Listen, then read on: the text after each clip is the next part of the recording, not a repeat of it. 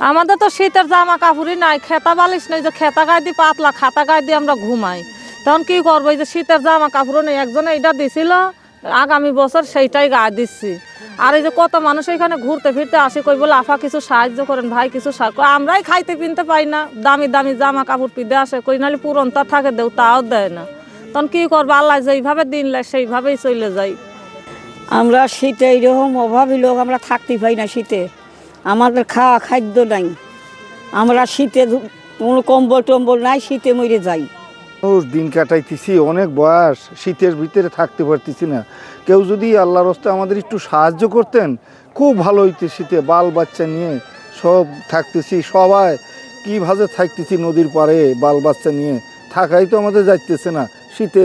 আজকে 5-6 দিন ধরে গ্রামেই যাইতে পারি না, খাওয়া লিয়ায় অসুবিধা, আমাদের সব জিনিস অসুবিধা হচ্ছে, শীতে কোথায় বেরিতে পারতেছি না। আপনারা একটু আল্লাহর দিক থেকে, আপনারা যা আছেন এলাকার গণ্যমান্য ব্যক্তিরা, আইনের লোক, আমাদের কিছু আল্লাহর দিকে সাহায্য করেন আমাদের, আমরা শীত থেকে আমরা একটু রক্ষা করান আল্লাহর দিক থেকে, কিছু কিছু কিছু কাজ আমার জিনিসপত্র দিয়ে আমাদের সাহায্য করেন। শীতের মধ্যে রয়েছে, বাচ্চা কাচালি কাজ কাম করতে পারি না, খাইতেও পারি না, কাজে কামে না গেলে খামো কি?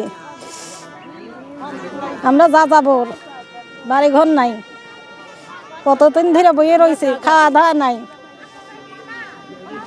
একটু শীতের কিছু কাপড় চোপড় পাইলে একটু ভালো হইতো আমাদের জন্য। পোশাক নেই আমাদের, যদি আমরা এখানে খুব কষ্টের জীবনযাপন করি, যদি কেউ একটু একটু শীতের পোশাক দিত খুব ভালো হতো।